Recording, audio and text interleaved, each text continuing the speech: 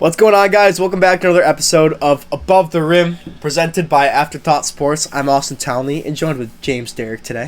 What up, man? Dude, we are home right now. We are home. I'm actually not feeling very well. I feel like me and you both. We're both a little under the weather. I got you sick. I got him sick. That's on me. That is on me. But, we're here for another episode of Above the Rim. It's been a minute. Yeah, and believe it or not, the NBA does not stop playing basketball just because Above the Rim is, away for the time being. So. I know that's how it should be, but they don't listen to us when we reach out. They don't slow it down. We emailed Commish. We were like, hey, man, we're not going to be able to record an episode for a while. We got to move back home. We got a lot of stuff to do. But no, we get nothing from the commissioner. He the lottery, the whole playoffs continued, everything. Like, there's just a lot to catch up on. I feel like just too much almost. But I mean, hey, do you want to just hop right into it here? Yeah, I mean, now that Above the Rim is back, not that we were ever gone, we just took a week. We took a week. We had to move. We had to move back home. We had to get a good setup here that looked good, and we felt good about it. Now we're deep in the playoffs. We're in the conference finals now. Yeah. We're going along this NBA season, and throughout the NBA season, there's been a few teams that stick out more than others. To start this episode, the teams that stick out more than others to me were the Thunder and the Nuggets. And they faced off in the second round, and the Thunder beat them in 6 games. Mm-hmm. With, the best player in the world going against the MVP. Crazy a little bit. Shea won MVP. Yeah. I don't necessarily agree with that one 100%. But. Shea Gilgeous-Alexander, your NBA MVP. Hey, we all talked about on this podcast before. We know Jokic. We like him. He's the best player in the world. But still fully deserving. Someone who averages damn near 33 and throw in a couple rebounds, couple assists with it as well. He's got the best team. Second best record in the NBA. I think I saw they were like 78-17, including the playoffs now at this point. So they're winning a lot of games at an elite rate. All right. So, and it's, not just because of him, but a lot to do with him. But, I think a lot of it comes down to the Thunder defensively in the series that they won against the Nuggets and the series they're in now, too. But. Yeah, it definitely felt like, this was the battle for the MVP. This series. It really felt that way. It did. And to be honest, Jokic didn't have crazy Jokic games. Like, yeah, he had good games, but it wasn't like a 40-point triple-double and they win. Because they lost in 6 games with the Thunder. And the Thunder are just overpowering them. They really just overpowered the Denver Nuggets. They weren't fully healthy. I think that played a massive factor. I think this series could have gone 7 games if the Nuggets were healthy. We didn't see that. So that's kind of sucks that we didn't get to see fully healthy versus fully healthy. Thunder ended up coming out with that. I think a lot of people saw that coming. I thought the Nuggets were going to win, but I was proven wrong. I think I might be proven wrong about the Thunder. I've been saying they're not going to get it done. They're too young, and I still think there's a chance they just don't win the finals this year, but I would not be surprised this deep into the playoffs, seeing every game that they've played. Their team is just incredible. I think it's seldom you come across a team that's this young that is this good defensively as well, and I think that's kind of what we're seeing. I think they can, they're so deep as well. They keep the rotation pretty hot. They let a lot of guys play, and they can just be absolute pit bulls on defense. I think, as someone mentioned that before, but they held Jokic to some inefficient nights. The Nuggets in general, there were a couple games where they lose the turnover battle by 10. Yeah. And then the points off turnovers for OKC is something that I look at pretty much every time. Is not only are they forcing turnovers, they're forcing turnovers that lead to layups. Anyone can force turnovers. Some teams, you look at the box score, you see, they had 28 turnovers. That can be self-inflicted. Yeah. It's good defense when you're turning it into a layup at the other end almost every time, and I think that's what the Thunder do at such a good rate. I think that's why they're so damn good, and no one can keep up with them. They do that at a high level. They're good at that. Thunder take that series. It's sad. It sucks. I wanted to see the Nuggets win the ring. For Aaron Gordon, he was balling this entire playoffs. Oh my God, man! It was cool to watch. After his brother passed away, he wanted to get this done for his brother. He switched his number for his brother. So prayers up for Aaron Gordon. Then in the other series, we got Pacers Cavs. Man, again, this was a shock, dude. I mean, granted, not everyone played, not everyone was fully healthy, but man, those Pacers, Pacers, man. That ball was whipping across the court every possession, dude. I swear, it's they got into this zone late in games. It's crazy where the ball is just shoo shoo shoo shoo everywhere, and they get wide open threes all the time. All the time. All the time, they're wide open. Cavs were hurt. Yeah, that's like one of the biggest takeaways from watching that series is you're just like, man, the Pacers get a lot of wide open threes. Yeah, it's like almost too much. Too many open threes, you know? Oh, you're too open. Nah, they still knocked it down. The Cavs were hurt. Could a fully healthy Cavs team beat this Pacers team? Probably. I mean, hey, Donovan Mitchell did everything he could. He did everything he possibly could. Even he was, hampered a little bit at the end there. Yeah. Excuse me. Wow. Sorry. That's rude. Don't you know we're on a podcast? It's Celsius. What flavor are you drinking today? We love Celsius. This is a strawberry passion fruit. I haven't tried it. Just tried it. It's fine. You told me you didn't like it. Low-key, it's just not for me. But hey, I love my other Celsius flavors. I'm drinking a retro vibe sparkling sherbet slushy today. It's so good. No, I've had that one. Good. That one's really good. One's really good. It is good. It's got a lot of flavor to it. Yeah, you can't have too many of those back to back. No. Like just one of them. And then once maybe like one. Yeah. It's a really sweet one, but it is fire. One. It tastes like ice cream. It's like sherbet, if you will. It tastes a little bit like sherbet. Isn't that weird? Interesting. Regardless, back to basketball. I wonder what Donovan Mitchell thinks about those Celsius flavors. You think he likes Celsius? I don't know. Does he have any sponsorships? I mean, he's got Gatorade. He sponsors Bonaventure. I can tell you that. Oh, that's true. He does sponsor Bonaventure, which is sick, by the way. Yeah, that's pretty cool. They come out with Bonaventure, Donovan Mitchell merch. I'm copping immediately. Oh, insta cop. That'd be so fire. Insta cop. But yeah, Cleveland. There's not really much to say here because Cleveland was trash. In all honesty, I mean, Donovan Mitchell did absolutely everything that he could, every single game. Evan Mobley was good. It was just they were hurt. They were hurt. There's nothing else to say about that. This was the best team in the NBA this season.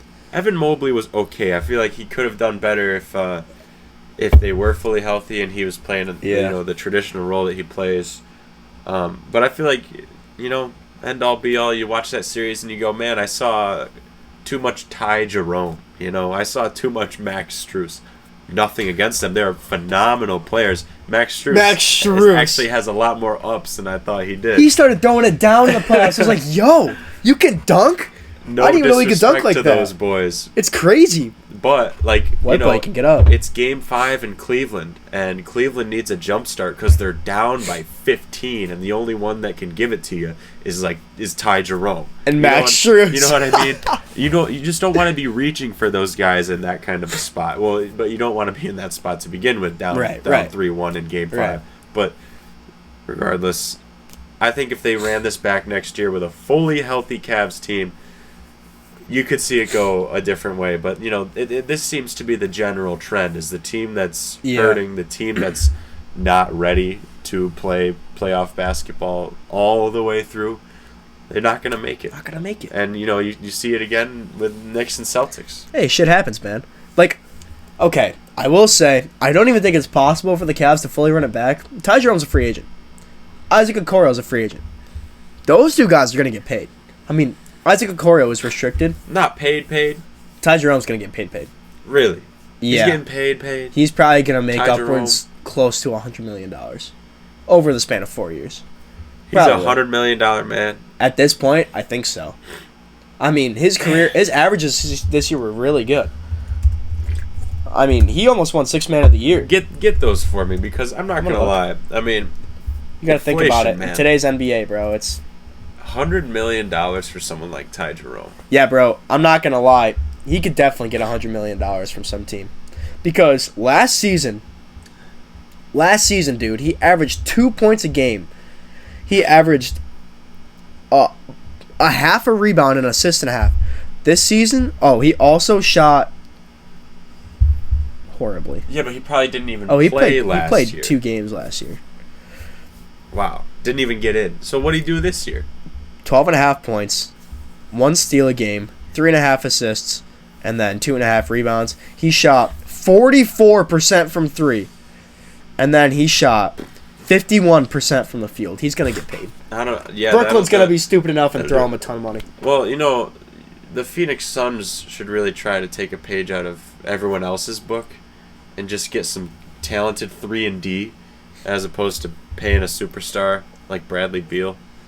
Superstar Bradley Beal? Sorry.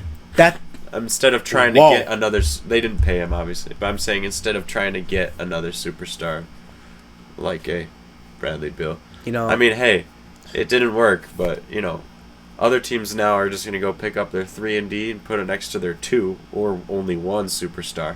And it'll probably work. That's how it should be. That's how the NBA should be. It was so much better back in the day when we were, like, I say back in the day, but it was like the 10s and the 2000s. Yeah, we're 20 years old saying 20. Back in the day. Back in the day, that's weird. But, like, in the 2010s, bro, like that Melo Knicks team, come on. Like, you threw Melo on the Knicks, right? And you had all the surrounding pieces. Derrick Rose, Amari Stoudemire, J.R. Smith, Iman Shumpert, even Porzingis when he got drafted. Tyson Chandler was on that team. That team was good. Like, they had the star. They had all the guys around him. And I think that's really cool. Man, I wish prime Porzingis could have played on that Knicks team. Like Porzingis last year Porzingis? Or Washington Porzingis was good. He was, dude. I mean, he's always just good. Imagine how well he could have spaced the floor with Melo and all them, dude. Oh, my God, bro. Double big lineup with Stoudemire and Porzingis. Like that. I don't even know if they'd be that nasty, but just like insert Porzingis there. I don't know. You know what team I miss from the 2010s? Who? The Pelicans team with Anthony Davis and DeMarcus Cousins. And Jrue Holiday was on that team. That was like a fever dream. What even happened? That team was awesome. They had Jeremy Lin was a point guard on that team for a little bit. They had Jrue Holiday, Boogie Cousins, Anthony Davis. Jeremy Lin have the crazy hair yet with the super that's when it was. Mohawk? Yeah, that was between there and Brooklyn, I believe. I could be wrong. Yeah, I think I want to maybe or Charlotte. Yeah, you're right. You're right. Maybe it wasn't Jeremy Lin. It was another guard. Yeah, I was gonna say, no, that he was a journeyman. You're talking about on those old Pelicans teams? Yeah. I'm gonna look at the roster right now. Yeah, go for it. Dude, these teams were awesome. Hold up. Yeah, they had Tony Allen on them. They had DeMarcus Cousins. They had Anthony Davis. Check Diallo. Oh my God, bro. They had Mike James, Jrue Holiday, Solomon Hill, Etuan Moore, Jameer Nelson. Hill. Oh, Rondo was on that team. Rajon Rondo. And Josh Smith. Josh Smith and Rajon Rondo. Mike James was also on that team. That's so funny. Jordan Crawford. Were they doing anything? I mean, probably. I don't know if you got the stats right there, but I doubt it. I don't even know if Rondo was even like. Was he playing? Yeah, he probably got some minutes, right? Rondo did play. Yeah, he played the 1, and then Jrue played the 2. Played. Yeah. Josh Smith couldn't have played. 2016-17, bro. Oh, 17-18. Josh Smith was on the Pelicans. It was crazy because, okay, so the Pelicans, they tried to get DeMarcus Cousins, and they couldn't get him. Like, Anthony Davis tried to push the Pelicans to go after DeMarcus Cousins. They said that they didn't have the assets to get him. Then DeMarcus Cousins, in All-Star Weekend, is sitting there in an interview, and he finds out mid-interview that he got traded to the Pelicans. What? Imagine you're mid-interview. What did they get for that? Crap, I don't even remember what that trade was. Look it up. Because the All-Star game was in New Orleans. I think they got it was like Tyreek Evans. What was it? Yeah. It was Buddy Hield, Tyreek Evans, Langston Galloway, and 2 draft picks. Wow, for Boogie? Well, this was year 2 Buddy Hield. Okay. So Buddy Hield still had some... He had a lot of value. And Tyreek Evans had some good value, too. And those 2 picks were 2 first-rounders. Little did they know Buddy Hield is not exceptional at dribbling a basketball. Yeah, Jimmy Butler would know about that. Jimmy Butler said that. Like, I'm not shitting on... sorry. Not talking poorly about Buddy Hield, but... No, I'm going to shit on him. He can't really dribble. He really can't. It's funny. He gets it stolen from him every time. I think it's so funny when Jimmy talks about, like, when Jimmy and Buddy Hield are on, like, the presser together. Oh my god, it's comedy. So funny. It's so funny every time. Yeah, man. Buddy Hield and Jimmy. That's a good comedy duo right there. It is a good. Do you want to get back to playoff basketball? Yeah. Yeah. Okay. Yeah, we can. That's. We left off Knicks Celtics. This was a good series. This was Knicks good. Stunned the Celtics for 2 in Boston. Boston comes back, makes it 2-1. The Knicks win that pivotal game 4 where they go up 3-1, right, at that point? Or did they? Yeah, no, the Knicks went up 3-1, dude. They went up 3-1. Is that the game Jason Tatum got hurt, right? They go up 3-1. Yeah, it is, right? It was in Boston. And then they win one without Tatum in Boston? No, they went up. Okay, Tatum got hurt. I'm pretty sure he got hurt in game 4. Because game 5 was in Boston. Yeah, and then the next one in. Yeah, dude. This was insane. Tatum, that game that Tatum got hurt, game 5, dude.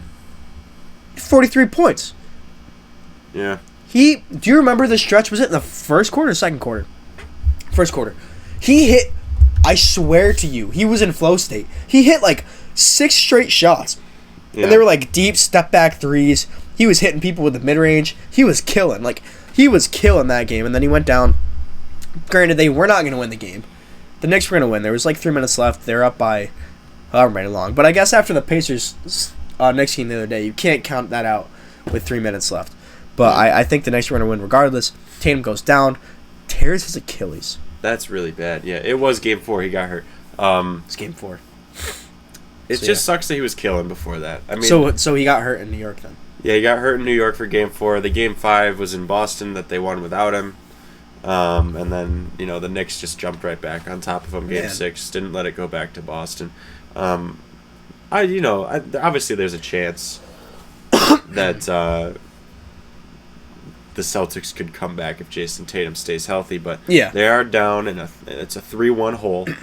And the Knicks had won 2 games in Boston. I mean, let's not act like going on the road and going into Boston is something that bothers the Knicks. It obviously doesn't, because they came into Boston and won twice. You're down 3-1 even with Jason Tatum. I don't know if the Celtics win. But the crazy thing, the Knicks didn't beat the Celtics all season. Yeah. They didn't beat them once during the regular season, and then they come in here and they beat them in the playoffs, which they were fully healthy. I mean, Porzingis was sick. He was sick. He wasn't Porzingis, but he really hasn't been Porzingis this whole playoffs, to be completely fair with you. So, again, that Celtics team is still loaded. The Knicks winning in this series it blew my mind, because I'm like, I didn't think they had a chance. And honestly, I didn't think the Knicks had a chance. I didn't give them a lot of people thought this was going to be a sweep. I don't think we gave them a chance in the last episode. To be fair with you, I don't even think we said they were going to come close. I'd like to look back on that, actually. Yeah. We should look back, because I'm pretty positive we said that Boston wins in 5. Because, the Knicks won the first game. We were like, that was a fluke. That was a fluke. Yeah. I remember talking about it. We were like, that's a fluke. Celtics going to win in 5. They missed, however many threes that they missed. Not going to happen again. Is Crazy. Essentially what we said. We said they had no chance. And here we are. The Knicks are in the conference finals. Crazy. Boston's eliminated. They have a lot of changes to make next season. And I think they're going to be trash next season, low-key. I don't think this not Celtics like trash, team will be trash, but playing. I mean, they got Jaylen Brown. They got Derek White. Depending on the changes they make, they have to make a ton. They have to make a ton. Because they can't afford, with the second apron, they cannot afford to have all those guys making max contracts. They got on their Peyton roster. Pritchard as well. I mean, hey, they have a formidable team, and the East isn't a great regular season conference, I feel like. I feel like we got some playoff sleepers over in the East, I guess. We definitely do. Boston and Indianapolis, or not Indianapolis, Indiana. But, dude, I'll just say I'm pleased with the way things have turned out in the East, for sure. I think this is better than what I could have asked for, to be honest with you. Yeah. Listen, a lot of people might not want the Pacers in the conference finals. I think this is sick. If you watch the Pacers games, every game at Gingrich Fieldhouse is electric. All of the fans are wearing the same color. They're wearing the shirts. Yeah. It's super loud in there. And the Pacers are just dogs, bro. It's like the deepest team in the NBA. Can't right go now. against that. Well, right now. Yeah. Maybe. The Thunder. I mean, the Thunder do have two all defensive team players: Lou Dort, Jalen Williams. But the Pacers are not to be messed with. I think they're really good. As we can tell from recent events, but before we get into that, do you want to just wrap up that other second round matchup? Yeah. Timberwolves Warriors, kind of forgotten about. For me, Nothing special. I didn't see anything special in this series. Steph got hurt. Kind of just made the whole thing fall out from under itself for the Warriors. The Warriors literally can't function without Steph Curry. He is Golden State. He is Golden State, and he's the Kobe of our era. He is. He stuck with one team his entire career, brought them all these championships, and they don't work without him. Yeah, I mean, because I know you also definitely want to get into it. I mean, what do they do about Jimmy and Kuminga? The two of them. Yeah, Kuminga doesn't translate to winning basketball in the playoffs. I think Jimmy stays. He's going to ride out his contract. I think they're going to throw him an extension, to be honest with you. Well, so? Did they already? They might have already done that. Hold on. See, I'm not as concerned as much about Kuminga playing winning basketball in the playoffs. I mean, Jimmy does that better. Yeah, he did sign a 2-year, $121 million extension. They definitely play the same position, Kuminga and Jimmy Butler. Or they play the same role, kind of. It's so weird. Unless they can refurbish Jonathan Kuminga into something else. No. I don't know. He's still young enough. I mean, he has a lot of value around the NBA, I would think. He's one of those younger guys that can definitely develop. I mean, you can see it. He's had games where he's had like 30-plus points. He averages, what, 13, 14 a game this season? Hey, man, throw him on a team like the Hornets, he'd be like their second best player. Yeah, I know, it's crazy. Which, by the way, the only player untouchable on the Hornets is Brandon Miller. Yeah. He averaged 15 a game this season. He shot 30% from the field. From the three, sorry, to 45. I was going to say 30 from the field would have been which ridiculous. Is pretty good. I think he has some value around the league. I think they can move him for somebody fairly good who can help them in a deep playoff run. I think the Warriors have probably 1-2 years max in that window with Steph, Draymond, and Jimmy. Probably the 2 years, I'd say, because that's Jimmy's extension. He's making $60 million a year starting next year. Well, and I'll ask you this. Would it be more insane than the run that they went on a couple years back in 2023? Probably. 23? Yeah. 22. 22 was the Nuggets, huh? Yeah. 23 then, yeah. 23, when they beat Boston. I think that run was... It would be more insane if they went out and won a championship next year or the year after, just because Steph Curry is about to be like 37. That's what I was thinking. It's gonna and be, Draymond's gonna be, and Jimmy. They're all so old. More improbable. I'm not sure if they make another conference finals. Yeah, probably not.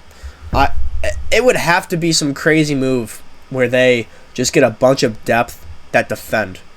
And I would keep Buddy Hield. Everything I can do to keep Buddy Hield if I'm Golden State. He's been incredible for them. Picked him up in that Game 7 of the first round, especially. Yeah, that was wild. I think the Warriors, I don't know. I don't really know how far they can go with the roster that they have right now. They need to make some moves for sure. I think if they want to win, you have to move Brandon Podemski because he's a young guy. You have to move Kuminga. I think you might have to move Draymond. I don't know. Genuinely, I mean, Draymond or Jimmy. If you can get Giannis and they're asking for Jimmy Butler, you do that in a heartbeat. I think if the Warriors they need to make a massive splash in order for them to go back to a finals or go back to a conference finals. I don't see it with this team. Yeah. Now we got just 4 teams remaining.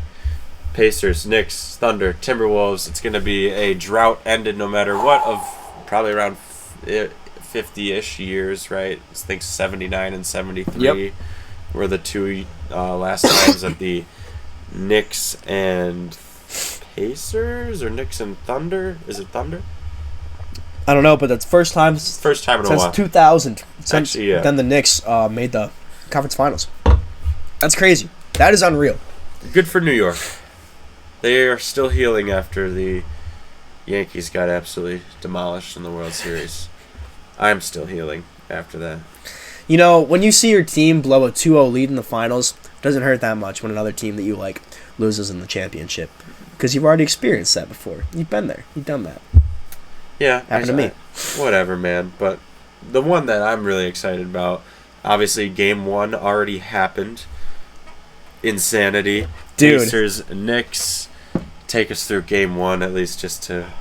Okay. So I watched the whole game. Whole game sitting on my couch. Got the TV on. Got some snacks.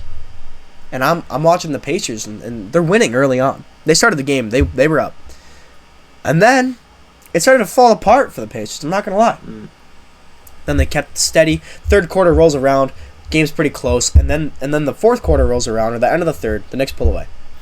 Fourth quarter, the Knicks kind of stay up the entire fourth quarter. There's 2 minutes and 30 seconds left in the game. The Knicks are up by 20? 16? At what point?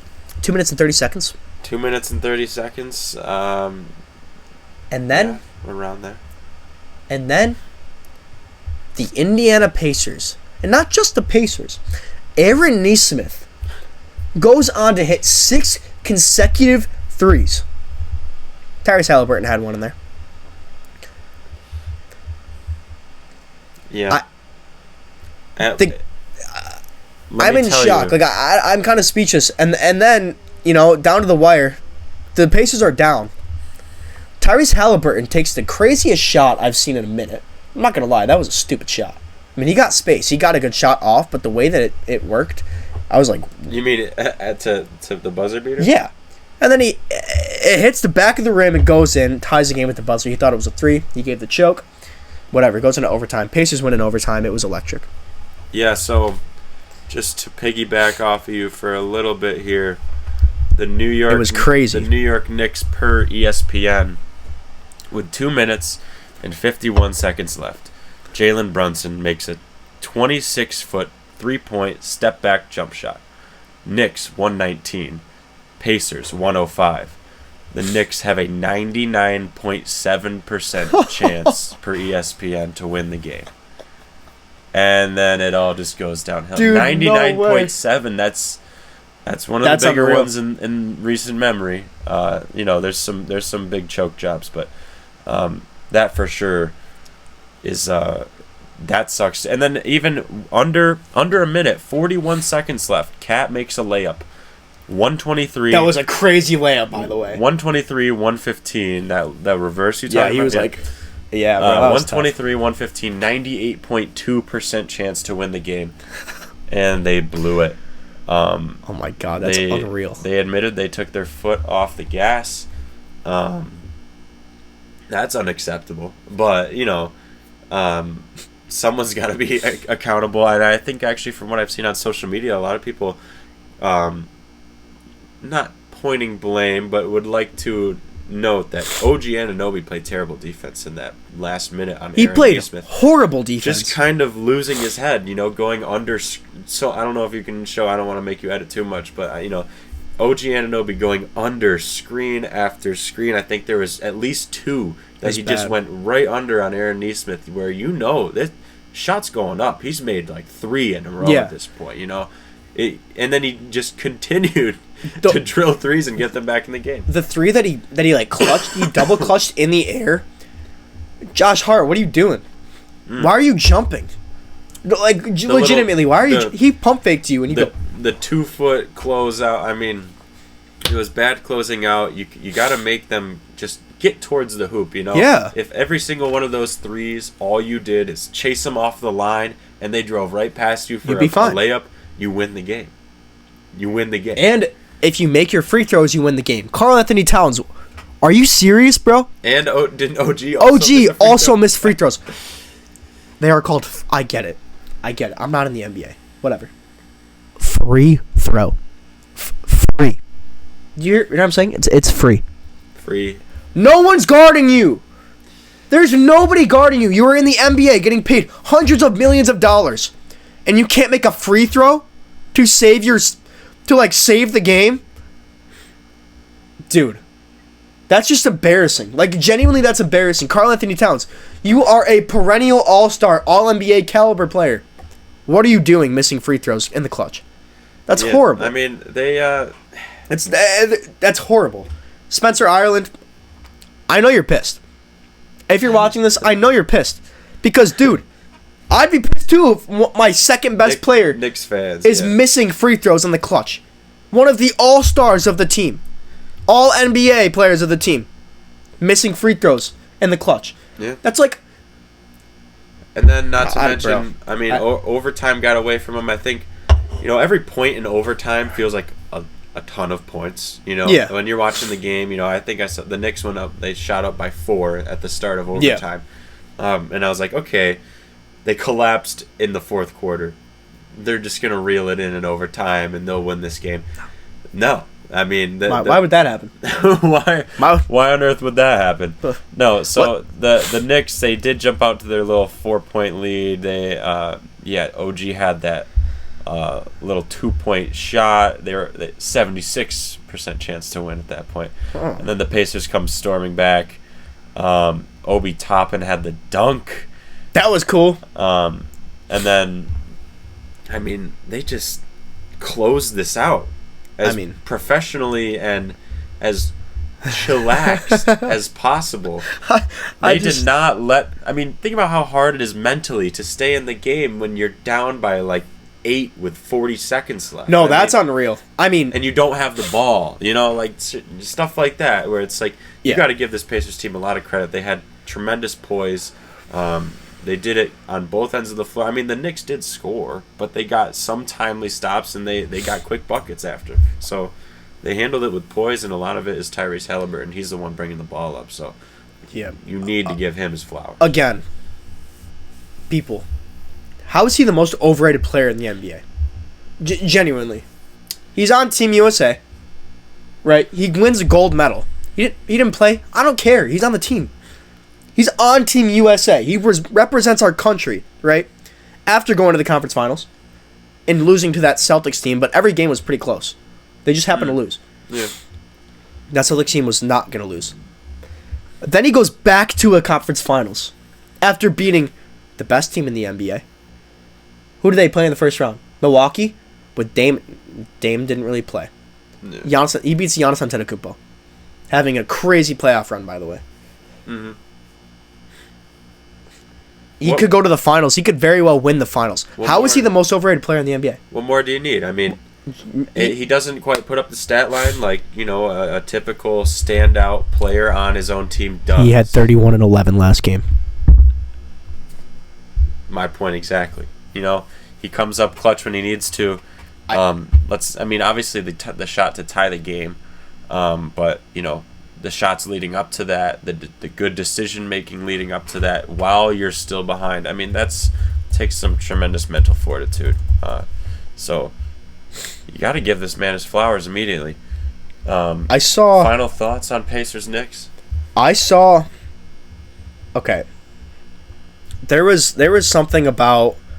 I saw some clutch stat about the Pacers in clutch time. They've won 3 games down by 7 with 30 seconds or less, and every other team is 1 and over 1,000 losses. They're the most clutch team in the NBA. Yeah, they think about it. Every game that I've watched, a lot of the time the Pacers are not even winning most of the games.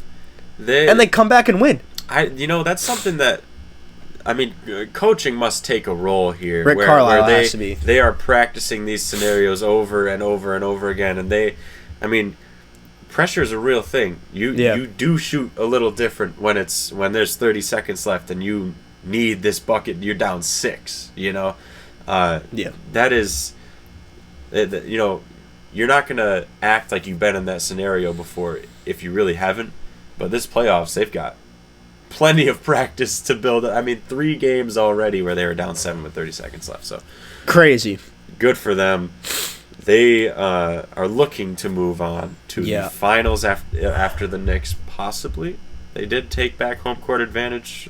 I think this is going to be a series for the ages. I had so much fun watching this Pacers-Knicks game. I couldn't ask for a better conference finals in the East. I think both of these teams really want it. If you know the WWE at all, like Tyrese Halliburton and Jalen Brunson were in the ring together earlier on in the year. I think this is really, really cool to see two new teams, one being the mecca of basketball. Yeah, for sure. And then Indiana, that's a basketball state. Like Indiana, the real mecca of basketball. Yeah, it low-key is. That's literally where basketball was created, wasn't that? I don't actually know. I'm pretty sure. I'm pretty sure it is. But Dr. Naismith. Shout out. It's unreal. I'm so excited for the rest of the series. I don't even want to give a prediction because I'd be happy with any of these teams going to the finals. I'm not gonna lie. I want to see the Pacers win the whole thing this year. You wouldn't mind that? So I'm gonna root for the Pacers this year. I'm gonna root for them in the series. Tyrese Halliburton, prove him wrong, bro. Yeah, I would not be mad whatsoever. I also would like to see the Knicks in the chip. Yeah, I'm a Yankees fan. I quite seriously don't want anybody from the West to win the championship at this point. Well, I mean, we can also just talk about that series over there. Not very entertaining to be. Kind of sucks. I'm not gonna lie. Completely honest. Not hating on the Timberwolves necessarily, but they cannot hang with the Thunder. No, God no. Talk about game one. Everything went right in that first half. Julius Randle hits 5 of 6 threes, one of them from about damn near 30 Dude, it was feet crazy. Out. We were freaking out watching this dude make threes, just three after three after three. Water. Yeah. He's had 28 points in the game. I think he was like 9 for 13 from the field, something ridiculously efficient like that. And they lose by double digits. They weren't even. I'm not even sure if they were up at halftime. This Thunder team is just not going to be beaten by the Timberwolves. Not by the Timberwolves, no. They're not deep enough. They're not deep enough. They're young too. The Thunder, the Thunder defensively, again, I already highlighted it against the Nuggets. They are going to get steals and they're going to get layups from those steals. They do it at a rate that, I actually should have looked into that a little bit more. They do it at a rate that's probably unprecedented, I feel like. But I think they're just going to force so many turnovers. The Timberwolves are going to be clawing back in every game, and unless Anthony Edwards and Julius Randle can combine for, 80 points, which I'm sure that, maybe they just will one game. Maybe not 80. Gobert really ain't doing much, man. I'm not going to lie to you. Yeah. The Thunder got depth. They got Hartenstein. They got Chet Holmgren. The Chet Holmgren-Hartenstein combination is just, it's ridiculous, man. Then the guards they have come off the bench and just give some tremendous support to Shea and Casey Wallace, Isaiah Joe, Aaron Wiggins. They play just great defense, and they do pretty much the exact same thing that J-Dub and Shea do when they are on the court. And so at least defensively, not much more you could ask for. J-Dub was not missing, by the way. He just wasn't. He also gets a tremendous amount of open shots. Yeah. Which not saying I didn't watch the Thunder all year, but as, someone who probably wouldn't watch a lot of Thunder games because they're over in the East Coast. Like, right. I feel like that's something I didn't know. Is like, J-Dub gets great looks, and I mean, he's a great basketball. He's an all-star. He could make All-NBA. Like, genuinely. It's crazy how you leave an all-star wide open in the NBA. Doesn't make any sense to me. That Thunder team is disgusting. Like I said, 2 all-defensive team players. Could have 3, by the way, if Chet played the whole season. So, you never know. And we know Hartenstein's capable of playing amazing defense as well. Maybe not at an all-defensive level, but I think this is the Thunder's championship to lose. I don't give the Timberwolves much of a chance. From a coaching standpoint, you got to tackle so much going back home. If they can turn it around, they got to do it right now, immediately. But I don't have much hope. So that's the playoffs. James, have you had fun watching the playoffs so far? Yeah, I would say so. Me too. I think I would go as far to say as I'm having more fun watching the playoffs this year than last year. Really? Yes. Why? Although, why? The East is so competitive. I mean, yeah, you hit it on the head. I agree. I mean, last year was so down because the East was just like Boston was steamrolling through everybody. Everybody knew Boston was coming out of the East. Whatever. that was said and done. They were by far the best team in the West last year, or in the East, sorry. Everyone knew they were coming out of that. And the West last year was pretty good, but I think this season, like, the first round matchups were incredible. The second round matchups were very good, and the East is really, I would say the East is carrying the playoffs, in my opinion.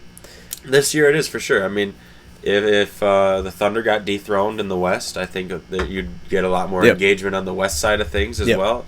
Well, they didn't. They didn't. They are still out, and, well, like you said, it's kind of flip-flop from last year. Mm-hmm. The West is the East, and, you know, I think it's just because no matter what, you'll still get somebody new. I think regardless, it's an enjoyable playoffs for everybody. But do you want to hop into our next quick little segment presented by ChatGPT?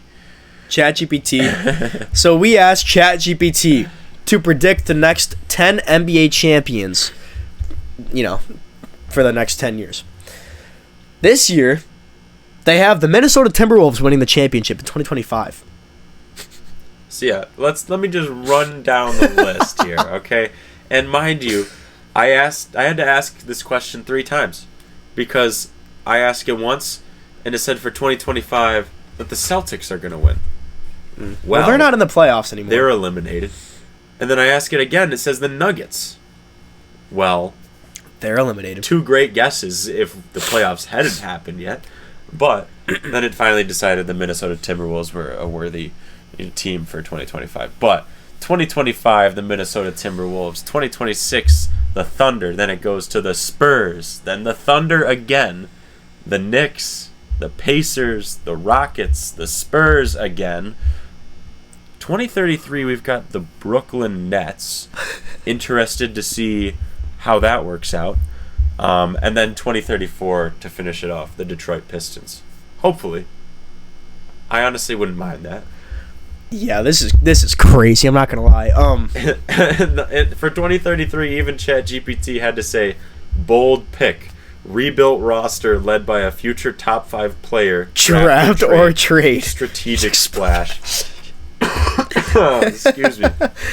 That's so stupid. Even ChatGPT knew that was a bold pick.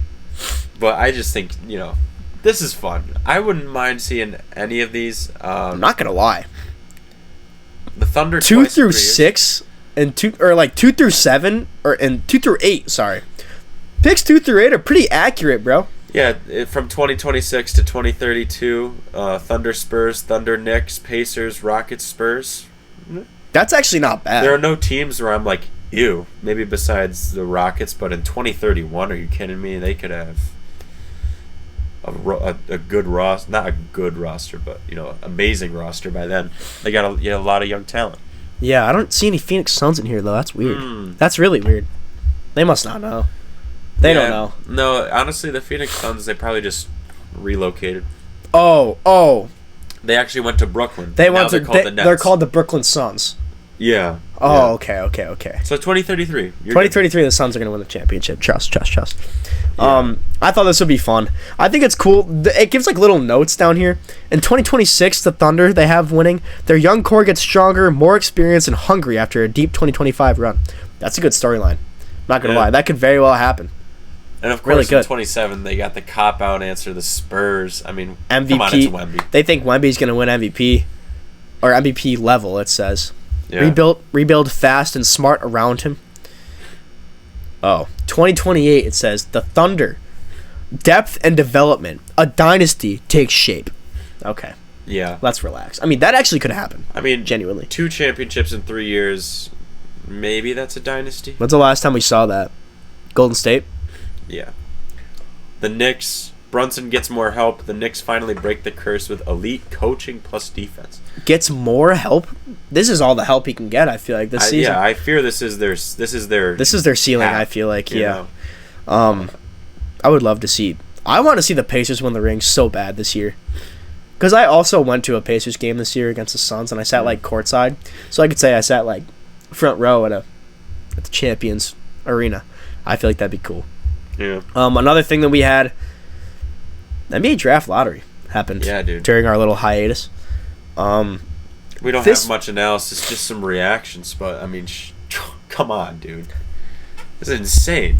Nico Harrison is the luckiest dude to ever exist in life. I got such a good chuckle out of seeing his reaction to getting the number one pick. It's so good. It's so good. It's just a man that's just like, thank you. Like, he is so, like... He got saved. Yeah. This just saved his career. Genuinely, I think it did. He was not getting hired nowhere else. Kyrie, Klay Thompson, Cooper Flag, Anthony Davis, and Derek Lively. Come on. Don't forget about Gafford. Nah, he probably gonna leave because he wants to be a starter. That is true. I feel like he could go to like Phoenix. No, I was kidding. He's not gonna go to Phoenix, but he'll probably leave unless he stays and they convince him to like come off the bench. Because you can't start him over Lively. Lively's insane. Yeah. Him and AD next to each other, that's gross. They'll be good. We got some winners and losers of the lottery. Yeah. Obviously, the aforementioned Mavericks, they get the number 1 pick. I think it's also worth mentioning the Spurs jump all the way up to 2. Oh my God, And the Sixers get 3, which means the Thunder do not get that pick. If they were outside of the top 6, the Thunder would have gotten it, which is God knows they don't need. The Sixers end up with 3. But what about our losers? The Wizards, man. Sean Wallace, I'm sorry, bro. They fell to 6. Wizards fans. They fell to 6. We were with Sean when we watched it with him. He was so sad. Oh man, you could just see his heart just get ripped out. Like it was rough. They announced the 7th pick, and I forgot exactly the order it went in, but they announced the 7th pick, and then you just see his face, because he knows, due to some people jumping up, the odds that the Wizards get 6 because the Hornets very jumped high. Up to 4, and you just saw his face go full white. He goes, "It's gonna be the Wizards. It's gonna be the Wizards. We just got this." He started crashing out, and then it was the Wizards. He literally got up after it ended. And he goes, "Okay, well, I'm gonna go cry in my room," and then he left. He dapped us all up and left. I felt so bad because the Wizards just they suck. Yeah, and it's low key. They just get so unlucky. They get so unlucky, bro. Like, come on. John Wall. When they had John Wall and Bradley Beal, that team was actually pretty good, and then John Wall gets hurt. What are you supposed to do? Yeah. Bradley Beal also got hurt at the end of his time in Washington. What are you supposed to do? And then they just keep falling and falling and falling in the lottery. Yeah, Washington. I mean, there's nothing you can do about falling in the lottery. I mean, it's not just the Wizards who fall. Nothing you can do. All 3 teams that had a 14% chance for the number 1 pick, Wizards, Jazz, Hornets, all outside of the top 3 at 6, 5, and 4 in the order I mentioned them. Wizards 6, Jazz 5, Hornets. Yeah, so the rest of the losers, Wizards, Jazz, and Hornets. The Jazz, they also fall. That's really disappointing if you're a Utah fan. But whoa. But to be honest, I don't think anybody wanted Cooper Flag to go to Utah. No. If you did, you're weird. I did not, for sure. And then Hornets fall to 4. Michael Jordan doesn't know talent, so that really doesn't matter. This draft is stacked. Let's look at a mock draft from ESPN. Yeah, so these mocks are fun. Obviously, Cooper Flag is number 1. You can't dispute that. And then really whatever order you want to go in with Ace Harper or Ace Bailey. I said Ace Harper. That's funny. Ace Harper. Bailey and Dylan Harper at 2 and 3. But I'm a little more excited about VJ Edgecombe. Me too. Out of Baylor. I think he's the next Dwayne Wade. Hey, he's got tremendous athleticism. Obviously, they weren't insane in the NCAA tournament. They ran into Duke. But I think he's got flashes of what could be a ridiculous 2-way forward guard combination. I mean, he's got the length. He needs to buff up a little bit. He's 6'5", 180. But he's got the length where he could probably guard a 3. What's his wingspan? He plays the 2 traditionally, but he is so athletic that you have to imagine he can be tremendous on both ends of the floor, defensively and then offensive. I mean, he almost hit quite a dunk in the NCAA tournament. I don't know if you saw that, where he bounced back to half court after he missed. But I mean, as a freshman at Baylor, he averaged 15 points, 6 rebounds, 3.5 assists on 43% from the field. And that's crazy. This mock draft has him going to Charlotte Hornets per ESPN. But I wouldn't be shocked if he jumped up. Genuinely, I wouldn't be surprised if he rose a little bit.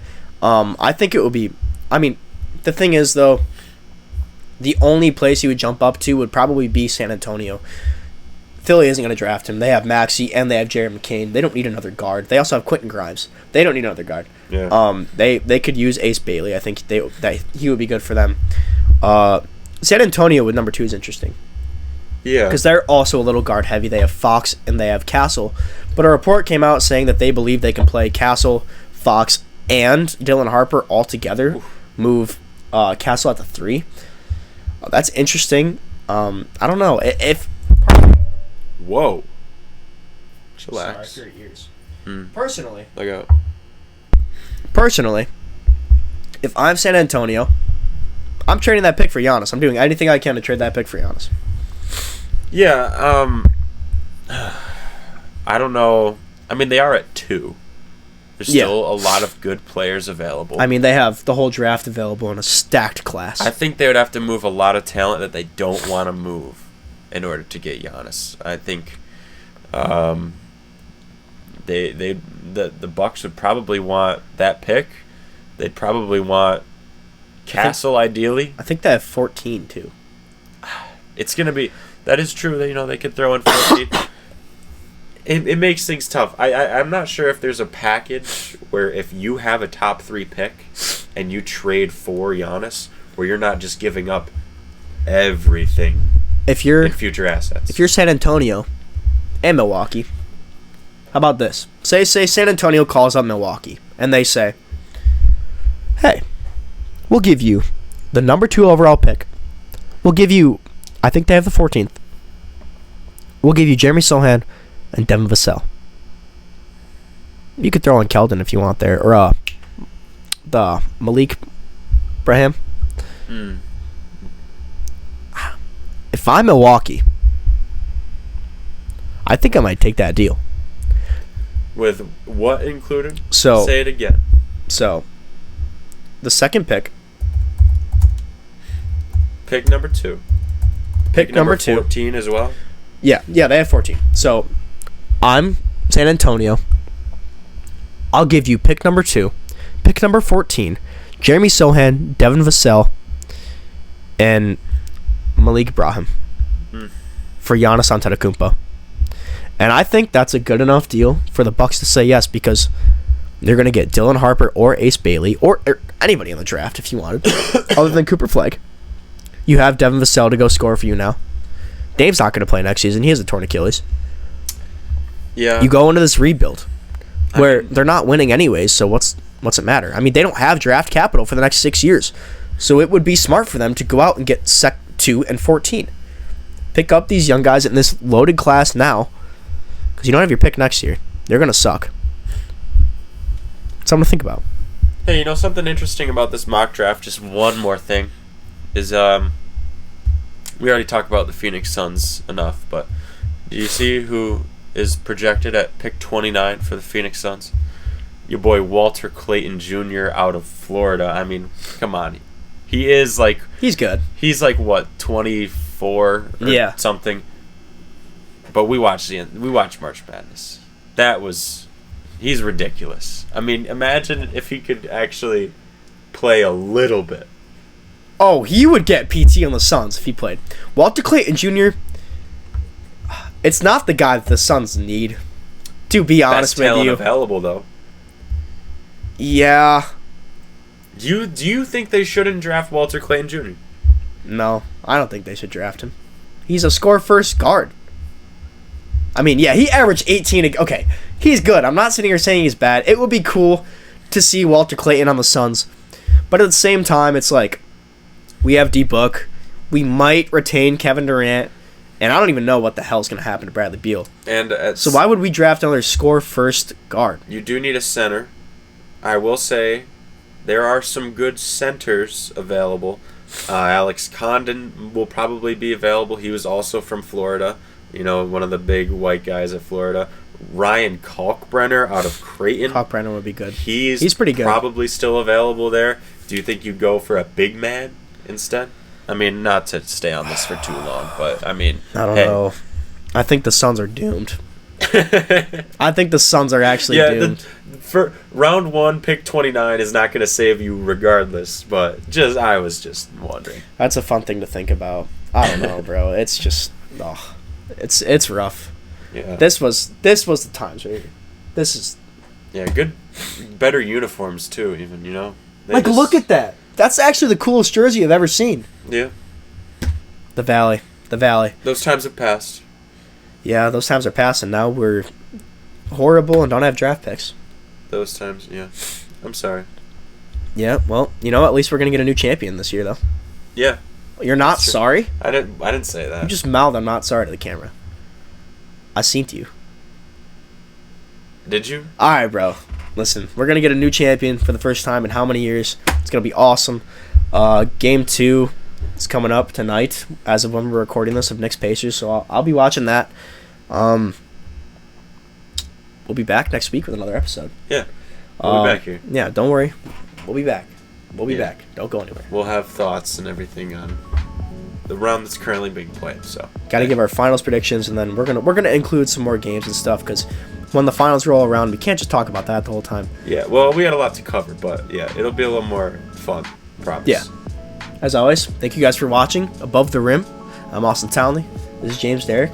See you guys next time. Peace.